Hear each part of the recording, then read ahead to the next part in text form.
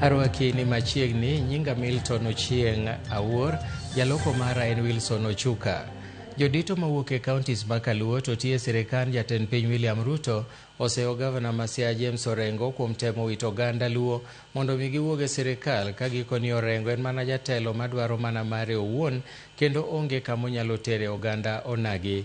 Kaka lipota marwa ma Homa Bay Ali Abich lero, gikone oganda Luo mondo kik chik itgi ne Orengo kendo gimed siro jatend piny William Ruto kaluwore gi dongruok mosetimo Kaluo.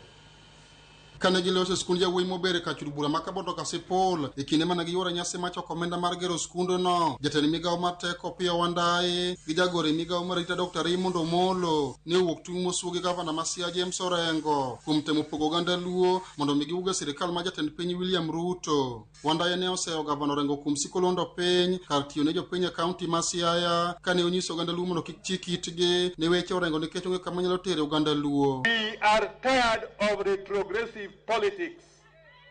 You cannot saddle us with outdated politics in this day and age. You cannot. And you cannot, as a governor, be roaming around all over and then you abandon your own county. How can you abandon your county where you're supposed to be contributing development and you are roaming around aimlessly? Kajagore migawo mar arita Dr. Raymond Omolo ne okwero Orengo mondo we tudo jatend piny William Ruto gi richo moko manotimo e piny Kenya higni mathoth mokalo, ka okoni kaka jotelo ma Kaluo ok ginyal yiene gavana Orengo mondo wit oganda Luo. Jotelo moko naneno wuotho thurwa kaendi giwacho ni kiani ng'ama nonego Mboya, to seche moko apenjora ni to kinde maninego Mboya Ruto nene kanye, pok nochako kata dhi sikul. So nitie wich moro ma ji osebedo godo chien kacha manyaka koro watamre. Moko nodhi e bunge kapok onyuola, kawuono pod chien kacha nche gidhi e ndara gibede wi Land Rover, kawuono koro giduogo gibede wi apiko.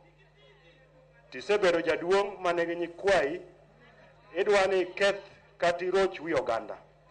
Thurwa ka para inano okwabiye. Jotelo go wacho ni oganda Luo mana kaka gwenge mamoko e piny Kenya biro siro jatend piny William Ruto e yiero mabiro kaluwore gi lokruok mosekelo sektas mopogore kod dongruok motimo e counties ma Kaluo. Yeye ndiye rais ya kwanza kuajiri walimu wengi zaidi katika hii nchi ya Kenya.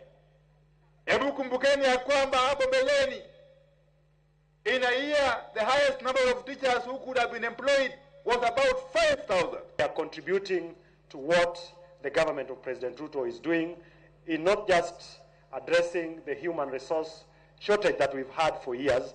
Jaod bura ma Uriri Mak Nyamita, Seneta ma Migori Eddie Okech, e kinde jotelo mamoko ma bende noyuoro e kinde nyasi ma kamano ne osemo oganda Luo mondo were kod jotelo madwaro margi en kelo pogruok e piny Luo. Lakini president kawago kuchwate i Nyanza ka to pod obedo milion 1 gi bathe tok koseyier to boketo gi mesa.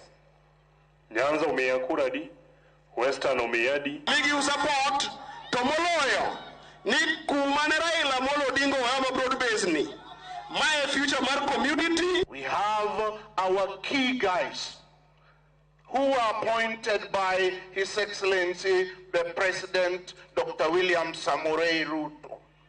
Let us support them. Manyo President wachiko kono ng'amose wacho